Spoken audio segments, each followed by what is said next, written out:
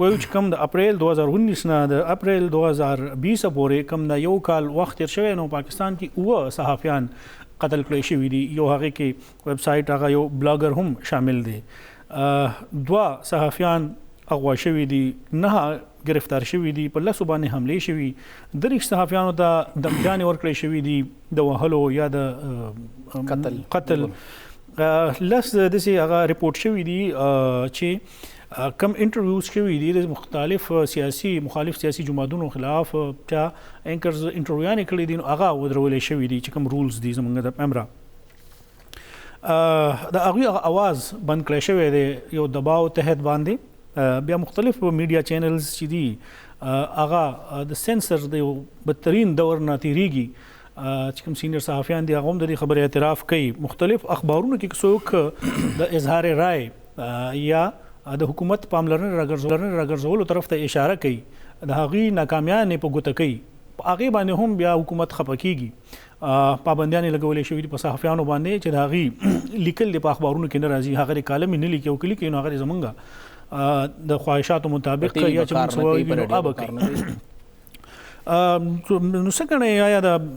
چې کوم د اعداد و شمار د موږ سره نور هم ډېر زیات دی چې په دې کې نور کوم واقعات مخې ته روان دي هغه هم ذکر کوم. خو څه ګڼئ آیا د حکومت خو ډېر زیات فرینډلي او ډېر زیات دوستانه ماحول به د میډیا او د دې خلکو سره دا ولې یکدم د تنقید نشي برداشت کولی یا دا ولې د حکومت د میډیا نه یریږي؟ عرفان صاحب تاسو کوم ذکر وکړه چې حکومت دا ووایي چې حالات به ښه وي او زمونږ راتلو نه پس به دومره پابندیان نه وي. نو شبلی فراز صاحب 2 ورځې اول چې کوم اسلام آباد کې دھرنا روانه ده د یو چینل د ملازمین طرف نه، هغې کې هغوی دا اعلان وکړه چې تاسو سره زه چیلنج در کومه چې را روان کال چې که دا رپورټ راځي زمونږ رینکینګ به د دې کال نه ښه وي. لکه هغوی یو تمه ورکړه چې تاسو ته به ښه حالات میلاویږي. بله خبره دا ده چې آیا د میډیا نه یره یا میډیا دباول دا صرف د پی ټي آی ده؟ نون لیگ د دې نه زیات کړي دي، هغوی چې کم کارونه کړي دي، څنګه صحافیانو دھمکیانې میلاو شوي دي، صحافیان یې اوچت کړي دي. تاسو چې کوم ذکر وکړه صحافیان وژلې شوي دي، کې یو صحافي په سند کې وژلی شوی چې هغه سټوري کړې وه پیپلز پارټۍ خلاف، نو په هغې باندې هم ډېرې خبرې وې چې دا کسان کم راغلي وو د بلاول چې کوم هغه ټرین مارچ و د هغې متعلق او بیا هغه کس هغې د پیسې ورکړی شوی یو پیسو باندې هغه جلسې د پیپلز پارټۍ جلسې راغلي او هغه هغه څیز رپورټ کړی و، هغه حکومت د پیپلز پارټۍ و. بیا تاسو وګورئ چې 2008 نه 13 پورې پیپلز پارټۍ حکومت و، هغوی څه کړي وو. اے ان پي حکومت همدغه صوبه کې و، هغوی صحافیانو سره کم حالات کړي وو، اشتهارات هغوی بند کړي دي، دھمکیانې هغوی ورکړي دي. ایون چې هغه وخت کې حالات ډېر خراب وو، لکه حکومت ته هغه وخت کې ترهګرۍ یو خطره هم وه، خو حکومت بیا هم میډیا ته اوزګار و، میډیا یې بیا هم ټایټ کوله، میډیا له سپیس نه ورکو. او تاسو ته که یاد شي نو 2012 کې چې کله عمران خان صاحب دھرنا کوله، جلسه کوله په کراچۍ کې، نو هغوی ته سپیس میډیا بالکل نه ورکاو. هغه ټایم هغوی بالکل بلیک آؤټ شوي او هغوی پهله ځل په سوشل میډیا باندې ځان دپاره چې کوم هغوی یو پوره کمپین لانچ کړی سوشل میډیا. بیا بعد کې مونږ ګورو چې لاهور جلسه چې کوم هغه بیا میډیا وښوله چې هغه دومره خلک راغونډ کړل او پوره پارک یې ډک کړ، نو بیا میډیا مجبور شو موږ هغه لاک سپیس ورکړو، یعنې میډیا سپیس نه ورکاو، هغوی هم سپیس نه ورکاو. او همدغه کار لکه چې چا چرته وار لګي، چا کوم ځای کې زور وي، کوم ځای کې څه کولی شي، هغه عمل ته کې هغه هر څه کوي او هغه بیا غزار تیروي. که موږ ګورو همدغه ارڅه کې پیپلز پارټۍ هم خپل وس کړی دی، اے ان پي هم خپل وس کړی دی، پی ایم ایل این هم خپل وس کړی دی، پی ایم ایل کیو البته ویل کېږي چې ډېر ښه صحافیانو سره چې کوم 2002 نه 2008 پورې کوم حکومت و هغه ډېر ښه حکومت تېر شوی و، دومره بد حکومت نه و، هغوی ډېره ګزاره کړې وه صحافیانو سره. مشرف صاحب په کنټرول کې و، بیا هم صحافیانو سره ګزاره وه. ټول زیاته ازادي هماغه ټایم کې میلاو شوې، هغه ټایم کې چینلز ته ټول زیات لایسنس هماغه ټایم میلاو شوي. چې خلک وایي چې امریت ښه نه دی، جمهوریت بهترین انتقام دی، نو صحیح انتقام دی، جمهوریت بالکل صحیح انتقام اخلي. نو میډیا نه دا ګیله چې میډیا صرف دغه حکومت ټایټ کوي لګیا دی یا دا به لږ زیاتې شي. بله خبر دا ده چې مونږ هر ځل وایو چې میډیا ته دمکیانې میلاویږي، میډیا کسان چې کوم دي د هغوی کورونو باندې حملې کیږي. ډېر داسې شته دی چې میډیا هم ډېر زیاتې کوي، بعض اوقات داسې کسان شته دی.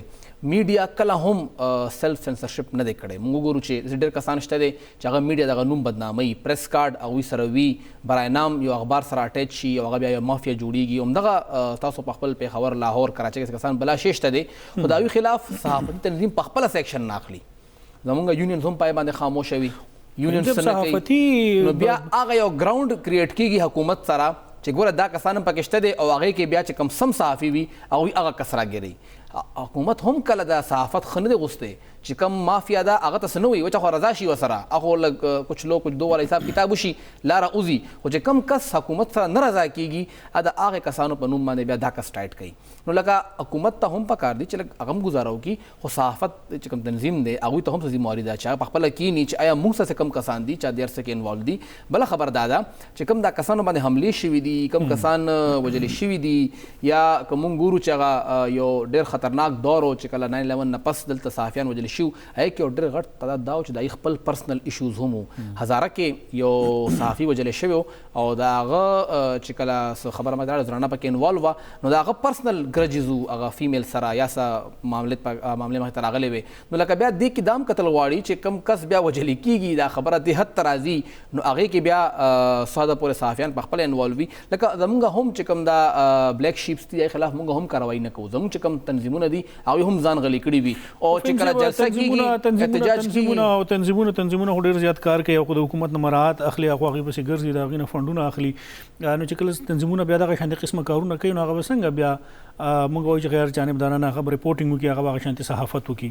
تاسو وګورئ مختلفو وختونو کې په موجوده وخت کې هم په تېرو وختونو کې هم دغه صحافیانو مختلف کیمپونه دي چې هغه د خلکو په هغه ځای کې ناست دي او بالکل بیل ګروپ جوړ شوي دي متوازي تنظیمونه روان دي هر یو سړی خپل یو ایجنډا سیټ کړی ده هغې هر یو سړي خپل یو الیکشن کوي خدا دې چې کوم تیر دور تاسو یاد کو نو یو سجیشنز غوښتلی شوي وو چې یاره میډیا په کوم سایډ باندې یا په کوم لاین باندې روانه ده خاص کر صحافیان موږ له پکار دي چې د هغې لپاره هم یو لږ ګایډلاینز جوړ کړو هغه شیزونه فالو کړو